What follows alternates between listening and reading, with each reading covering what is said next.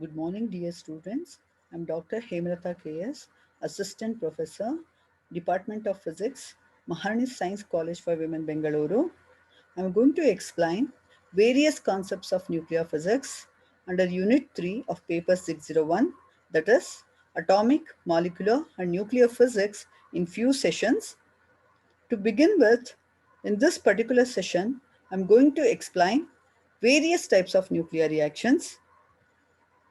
Let us have a look at this picture. The sketch tells you what exactly the nuclear reactions are in simple sense. Let us move on to nuclear reactions. To understand, you need to understand the basic concepts like what is radioactive decay or what is radioactivity. It is a nuclear event that gives us to spontaneous emission of invisible radiations from radioactive substances whose atomic number is greater than 82 without any external stimulus from outside the parent atom. But there are some nuclear processes which do exist with the influence of an external stimulus. The nuclear structure can be changed by bombarding the particles, like using fast moving elementary particles onto it. That leads to changes in nuclear structure of the nucleus under consideration. So to understand nuclear reaction, let us consider its definition first. A nuclear reaction tells you that it is nothing but a beam of intense monoenergetic light nuclear particles. When bombarded upon a target material, the resulting interaction is known as nuclear reaction. This could be an interaction between an energetic particle and a nucleus or between nuclei themselves. The representation of nuclear reaction is as shown here. The capital X representing the target nuclei is associated with mass number A as its superscript and atomic number Z as its subscript onto its left, and it represents the target nucleus. And small x representing the incident particle, or it is also called a projectile, and interaction between these two leads to the formation of product elements consisting of product nuclei represented by capital Y with its mass number A dash as a superscript and atomic number Z dash as its subscript onto its left side, and an outgoing particle which is also called an ejectile, or it is also called an ejected particle represented by small letter y. So this reaction, which we consider in general, can also be represented as x raised to power a. That means here the target nucleus capital X with its mass number A as superscript onto its right, and within the bracket you have x comma y representing an incident particle and an outgoing particle, and outside the bracket you have the product nucleus represented by capital Y with its mass number A dash as superscript onto its right. And this can be still more simple way you can represent using this equation small x plus capital X, which leads to capital Y plus small y.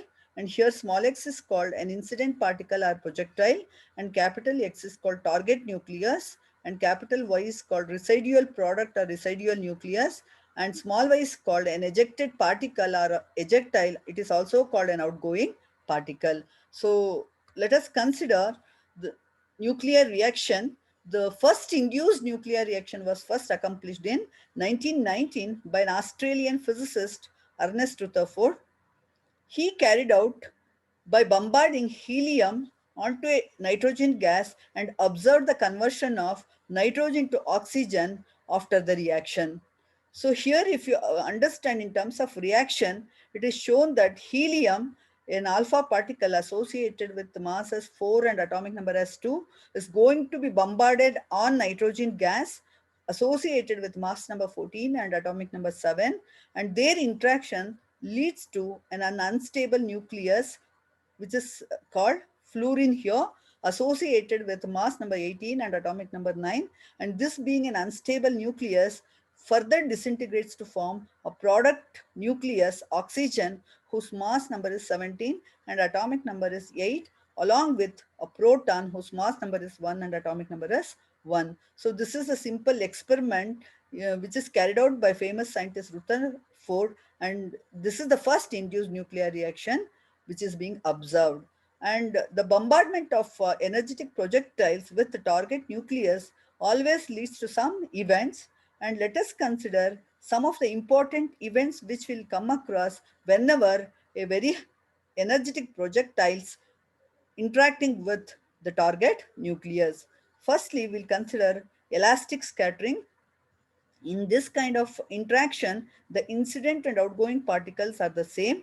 The direction of the incident particle changes, but the energy remains the same. So here, law of conservation of kinetic energy is obeyed, and you can see that the general form of the equation is capital X plus small x, which leads to capital X plus small x, indicating that the reactants and products, if you compare, they are always same. That indicates that there is no change in energy, only the direction may change with respect to outgoing particles or product particles compared to the incident or reactant particles, but there is no change in kinetic energy. So that indicates conservation of kinetic energy taking place in this kind of events, and that can be further understandable by considering the example of gold, which is interacting with alpha particle.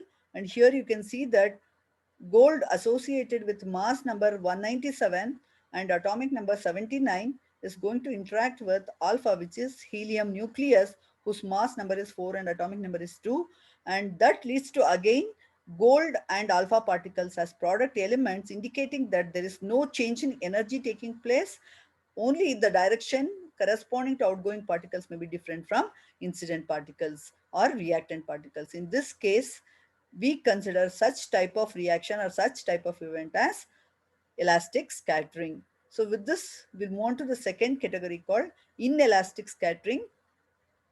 In this kind of interaction, change in relative energy takes place without change in the internal structure of the target nucleus. That means the internal structure of the nucleus will not change, but there will be change in energy, which is depicted by the energy of the product, which is going to be formed associated with some excitation energy, and that leads to non-conservation of kinetic energy. So here kinetic energy is not conserved, and we can represent the equation in simple form x plus x, which leads to x dash, that is capital X dash here represents nucleus in excited state, plus small x again the outgoing particle, which is same as the incident one. So if you consider this as an example of lithium target nucleus interacting with proton, that is hydrogen nucleus, you can see the formation of lithium in its excited state, which is considered to be a compound nucleus or an unstable nucleus associated with some excitation energy, and along with that there will be a proton which is being released. And here if you observe this particular reaction, the energy is changing, but that particular product which is being formed with some excitation energy is an unstable nuclei, and further it disintegrates to form lithium in its normal state, that is in the ground state, with the release of that excitation energy in terms of radiation, which is in terms of gamma radiation here, and along with that the proton is also released. So this kind of interaction in which the change in relative energy without change in the internal structure of the target nucleus is observed, such that the kinetic energy is not conserved, is called inelastic scattering. So we'll move to the third kind of event called nuclear reactions.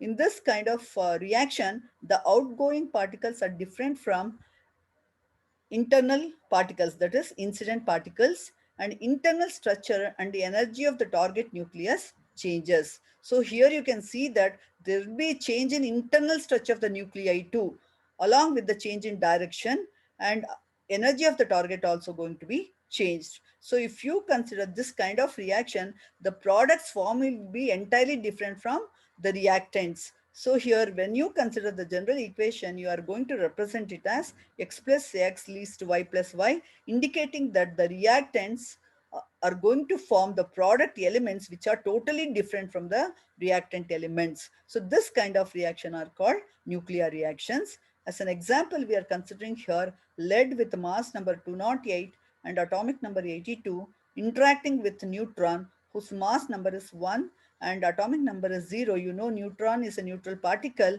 and it has no charge associated with it, and it is having the mass number 1 and atomic number is always 0. So their interaction leads to the formation of new product elements compared to them, and here you can see it is the formation of tellurium with the mass number 208 and atomic number 81 along with proton whose mass number is 1 and atomic number 1. So this kind of reaction in which outgoing particles are completely different from interacting particles are reactant particles termed as nuclear reactions.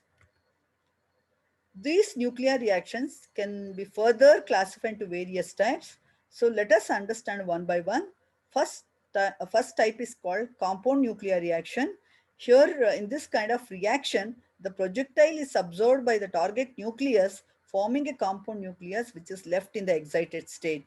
So, but this excited state nuclei is an unstable nucleus, so it decays quickly by emitting particles or gamma radiations or gamma rays. That can be represented in general as x plus x, that is capital X representing the target nuclei, small x representing an incident or bombarding particle.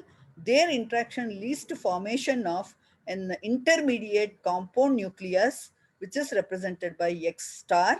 And here star indicates that nucleus is in excited state or it in an unstable state, and that further disintegrates to form new product elements which are represented by small y plus capital Y. Since the lifetime of the compound nucleus is just the order of 10 power minus 15 seconds to minus 16 seconds, they just de-excited to their ground state by releasing that excitation energy in terms of some radiation. So this type of reaction in which compound nucleus formation takes place is called compound nuclear reaction.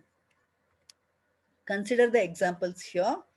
Carbon, whose mass number is 13 and atomic number is 6, is interacting with proton and forms the compound nucleus nitrogen, whose mass is 14 and atomic number is 7, and star indicates here it is the compound nucleus which is being formed.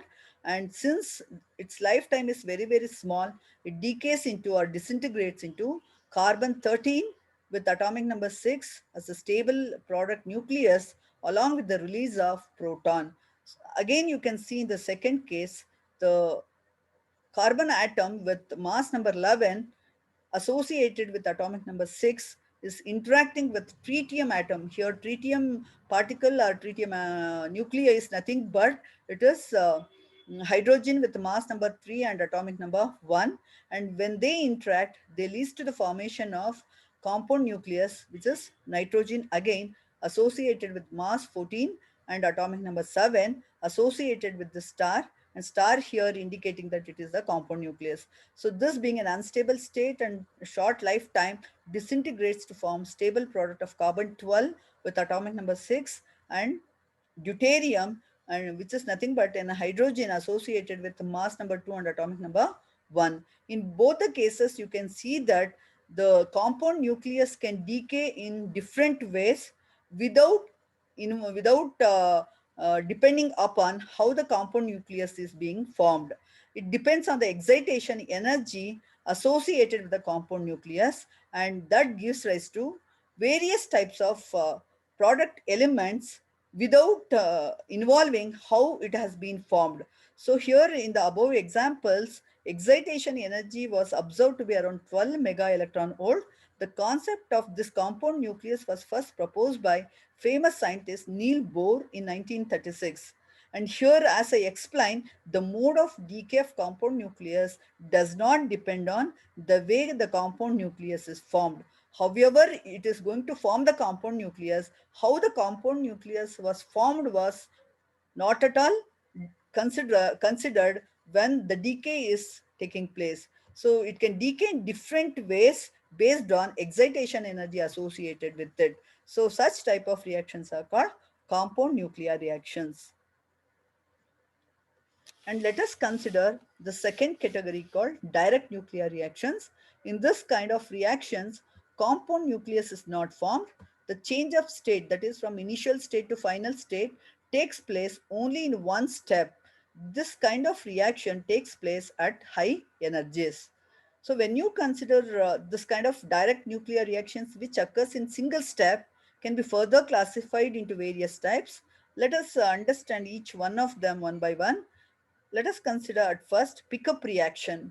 So in this kind of reaction, the bombarding nucleus or particle is going to gain nucleons from the target nucleus. And this kind of reaction in which bombarding nucleus or particle gains nucleons from the target in the reaction is called pickup reaction.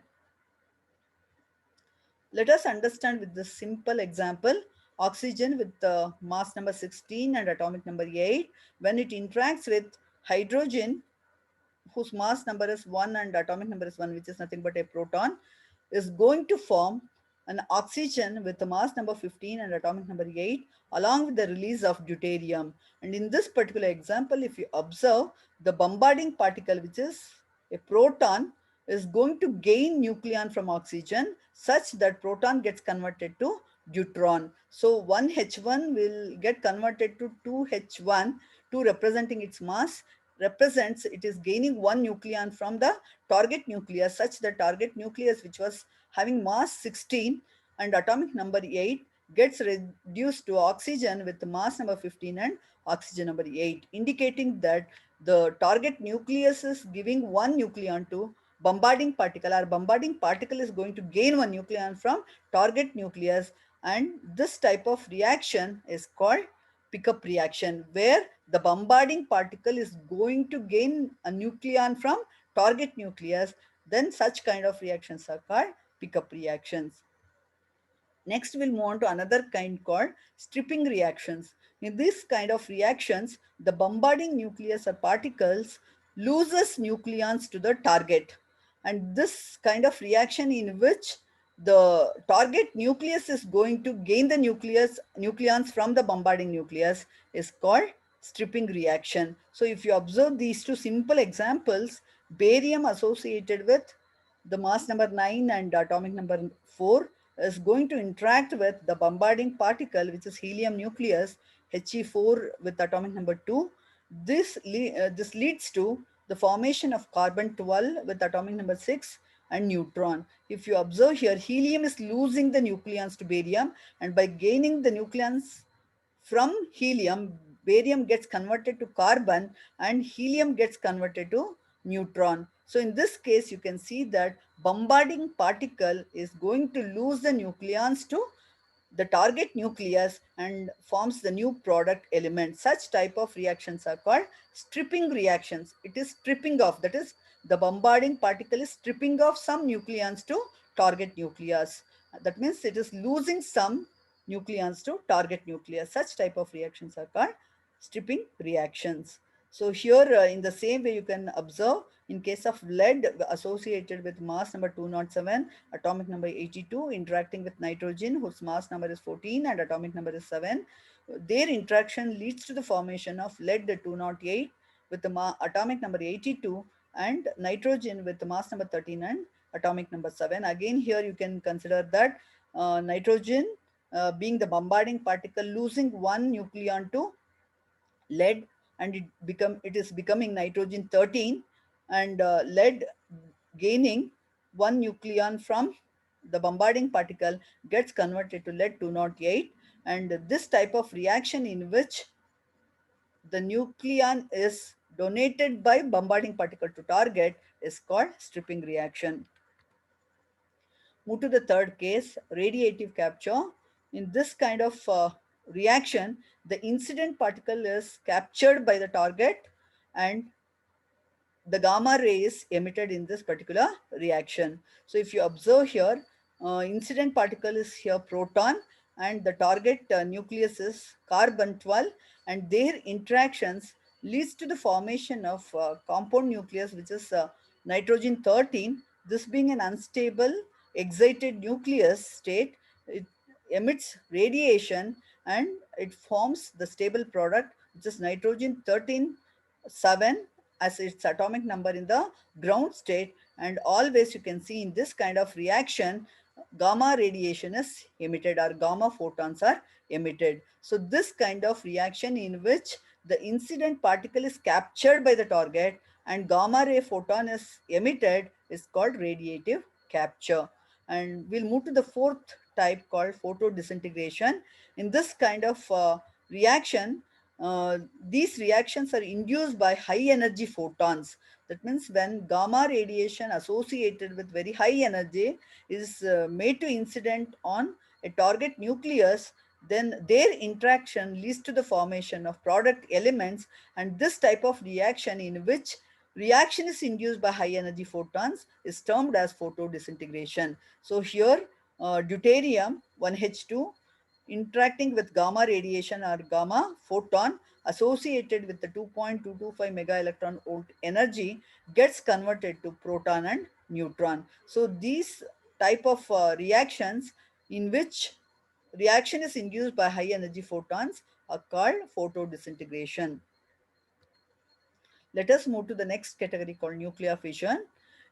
In nuclear fission, always the target nucleus, after interacting with projectile, splits mainly into two lighter nuclei of comparable mass and at the same time emits a few neutrons.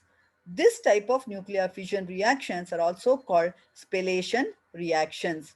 So when you consider this very important types of nuclear reactions called nuclear fission, I mean, the target nucleus, after interacting with a bombarding particle, gives rise to a compound nucleus, and that compound nucleus, being a unstable nuclei, further disintegrates and splits up into two lighter nuclei of comparable mass.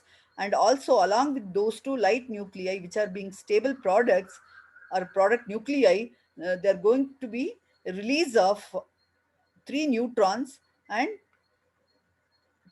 some energy. When you particularly consider this particular first example, that is uranium 235 associated with atomic number 92 interacting with the neutron, forms uranium 236 isotope whose atomic number is 92, and this being compound nucleus or nucleus which is in the excited state, disintegrates further, making or giving out two lighter nuclei, barium and krypton, of comparable masses, where barium is associated with mass 141 with atomic number 56, and krypton associated with mass number 92 and atomic number 36, along with the release of three neutrons and some amount of energy. Similarly, the same uranium 236 can be formed by different interacting particles, and it may leads to different product elements, and that can be observed in second case. Here neutron, when it interacts with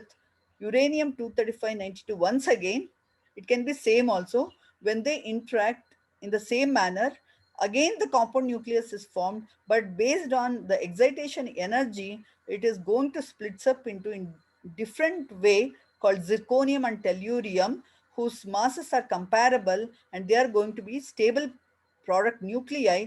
Along with that, there will be formation of two neutrons and some amount of energy. Here zirconium with mass 82 and atomic number 40, and tellurium with the mass 136 and 52 are the two light nuclei which are being formed after the formation of compound nucleus. And along with that, there will be release of two neutrons and some amount of energy. So this kind of reaction in which the target nucleus, after interacting with the projectile, splits up into two lighter nuclei of comparable masses, along with the release of some neutrons and energy, is termed as nuclear fission. So here we have quoted some two important examples, and in these two examples, Q is called the energy released during the reaction. So let us understand how the neutron makes the changes of the nucleus such that it makes the nucleus less stable. The diagram shows what happens exactly in the interaction between neutron and uranium. Here, neutron, when it interacts with uranium 235, the interaction leads to the formation of compound nucleus or an unstable nucleus, uranium 236, which is isotope of uranium 235 with the atomic number 92. And here, when you consider the interaction between the protons or the nucleons, when the repulsive force between them becomes more significant compared to strong nuclear force holding them together, they start disintegrating into lighter elements. So that's what happens, and they form formation of barium and krypton takes place along with the release of three neutrons and some amount of energy. Here, barium and krypton represents the lighter nuclei with comparable masses, say 141 and 92, and they are being formed as stable products along with the release of some three neutrons and some amount of energy. So when you consider this fission reaction, it is observed in heavy elements whose atomic number is greater than 82 or mass number greater than 200. The fragments, if you observe, that is, fragments are nothing but product elements or product nuclei, which are considered to be more stable than the parent. That means in this particular example, if you consider barium and krypton, which are the fragments or which are the product nuclei formed, they are more stable compared to the parent atom or parent nuclei from which it is being formed. That is, compared to uranium 236, these fragments are considered to be more stable, and the excess energy is always released by the reaction. And when the reaction takes place, the excess energy being released in the reaction along with these product elements. Fission of uranium nucleus gives out about 200 mega electron volt of energy. So whenever this standard examples we consider, that is interaction between uranium and neutron, always we observe that the outgoing product elements which are formed will be formed along with some large amount of energy being released with them, that is of the order of 200 mega electron volt. We'll move to the next type of reaction called heavy ion reaction. When the incident particle is heavier than alpha particle, the reaction is called heavy ion reaction. That means the bombarding particle, which are always we consider the lighter particles, if the bombarding particles is heavier than alpha particle, in that case the reaction is called heavy ion reaction. These reactions exhibit both of compound nucleus and of stripping and pickup mechanisms. So in this particular heavy ion reaction, you can see that the heavy ion reactions always takes place when the projectile is associated with very large energy, very high energy. In that case, we observe heavy ion reaction. Let us consider some examples here. Aluminium, which is having mass 27 and atomic number 13, is interacting with carbon 12 with the atomic number 6. When they interact, the nuclear reaction gives rise to formation of potassium, whose mass number is 38 and atomic number is 19, along with the release of neutron. And here you can see that carbon, which is the bombarding particle, is heavier than alpha particle, whose mass is greater than alpha particle and atomic number is also greater, indicating that when the bombarding particle is heavier than the alpha particle, and when they interact with the target nucleus, they leads to reaction called heavy ion reaction. Similarly, in the second case, oxygen 16 with atomic number 8 is interacting with boron, whose mass number is 10 and atomic number is 5, which is heavier than alpha particle, and leads to heavy ion reaction forming sodium 22, whose atomic number is 11, and helium nucleus whose mass number is 4 and atomic number 2. And in these reactions, you can see that the projectile is associated with high energy.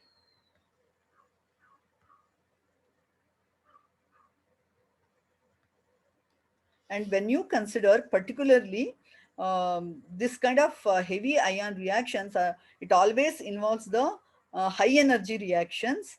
And particularly when you consider in high energy reactions in the energy range of say 150 mega electron volt, spallation process, which we also call it as fission process, it merges with some new kind of reactions, and it leads to the formation of new kinds of particles ejection called mesons, which are the strange particles, along with the release of some neutrons and protons. So this is what we observe under heavy ion reaction case. Next, we'll move on to nuclear fusion. So nuclear fusion is a reaction in which lighter elements combine to form a new element along with the release of large amount of energy. So it is just opposite to the case of fission. In fission, heavy nucleus disintegrates into two lighter nuclei, whereas in this case, lighter elements combine to form heavy element or new element along with the release of large amount of energy. And fusion is the source of energy for the sun and stars. In the sun, the fusion process produces a helium atom from four hydrogen nuclei. Hydrogen nuclei are also called protons. And here, if you observe in the example, four hydrogen atoms or four hydrogen nuclei, they fuse to form helium nucleus along with the positron, two positrons, and 26.7 mega electron volt energy. So this we can realize by understanding the significance of what activity happens in the sun. In sun, each second, more than some 560 million tons of hydrogen fuse together to make helium. And so that produces enormous amount of energy, that is power, which is very useful for mankind. And here, when you consider one such reactions, what is happening in the sun, you can see the interaction between two protons, that is one H1 plus one H1, forming deuterium along with the formation of beta plus particle along with the release of neutrino and some amount of energy. And here you can see that this deuteron again interacts with the hydrogen or proton and forms helium-3 nucleus, and along with the release of gamma radiation and some amount of energy. And this helium 3 combines with one more helium 3 and forms helium 4, that is the alpha particle, or helium 4 with mass 2 with the ejection of two more protons along with large amount of energy. Again, this protons can carry out the chain reactions to produce the enormous energy like these kind of many reactions. And the energy released is radiated by the sun at the rate of 3.90 into 10 power 20 megawatt. And this is the power output of millions of large power stations if you really want to analyze. And here this figure shows you diagrammatic illustration of the above process what I explained. The simple equation series what we considered, diagrammatically it is represented here in this figure. So you can see that the first event, two protons combines to form a deuteron. So here two protons are combining and they're forming deuterium H2 along with the release of positron, that is beta plus particle, and with electron neutrino, that is neutrino is also released.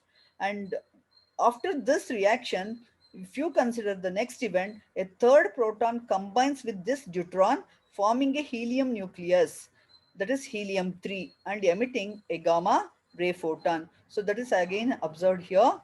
Proton is again combining here with this H2, and again it is forming helium 3 and releases gamma radiation or gamma ray photon. And again, in the next stage, these two helium nuclei fuse together form helium 4 nucleus with the release of protons and large amount of energy, which is being observed here. There will be formation of helium 4 along with the release of two protons and some amount of enormous amount of energy, which makes that to carry out the chain reactions and produces enormous amount of energy. So scientists are keen to develop fusion as a source of power, as it gives rise to large amount of power or large amount of energy released during the reaction. And one possible reaction which they are still carrying out is fusion of deuterium and tritium. Here you know deuterium is 1H2 nucleus and tritium is 1H3 nucleus, and they are fused to form helium nucleus along with the release of enormous amount of energy by releasing neutron. So though fusion process has number of advantages over fission, in terms of large amount of power generation, which can be converted to large amount of electricity, still it has some main problem, that is getting two nuclei close enough or long enough for them to fuse is a challenging task, and at the same time attaining very high temperature of the order of 100 million Kelvin and very high pressure conditions are very, very challenging one. So we are still some more years of a fusion power station. So this is the power station, fusion power station located in US, and it is named Tokamak core, where the fusion reaction is taking place to produce a large amount of power, and they're trying to making fusion process as the main source of energy. So with this, we'll try to understand next important types of reactions called elementary particle reactions. These reactions involve either the production of elementary particles other than nuclei as a result of reaction, or it can be used as projectiles, or both of this.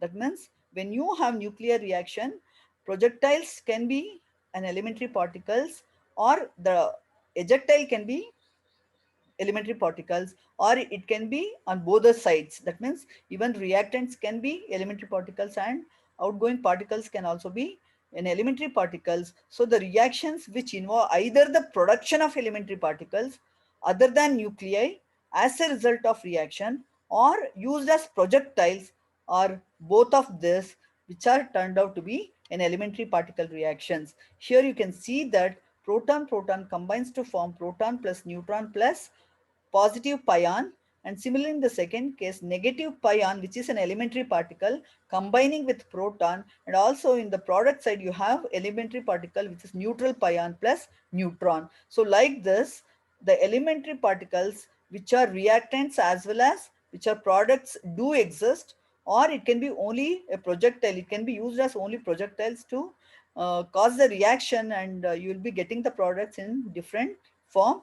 And also you can see that it can be combination of any of these two. So in this way we consider elementary particle reactions are very, very important, which involves the interaction between various types of elementary particles. So with this, we'll come to the summary of this particular session, where you are going to revise what you have learned so far. In this particular session, you could learn the concept of basic definition of radioactivity and definition of nuclear reaction. And you understood the difference between elastic and inelastic scattering, and also a nuclear reaction. And in nuclear reaction, again, it is further classified into direct and compound based on whether the nuclear reaction takes place in single step, or it involves the intermediate step called formation of compound nucleus in compound nuclear case. And you could understand the nuclear fission and fusion process in detail, along with examples as well as their applications part of it, and the necessary conditions required to carry out this nuclear fission and fusion process. And also you consider other important types of nuclear reactions like heavy ion reaction, elementary particle reaction, and so on in this particular session. And the references used for this particular sessions are quoted here: Nuclear Physics by D.C. Tayal, Himalaya Publications, 5th edition, and Ghoshal, Atomic and Nuclear Physics, Volume 2, and Modern Physics by Basavraj, Onkar Publications, and Concepts of Modern Physics by Arthur Beiser. And along with that, some of the concepts are taken from internet.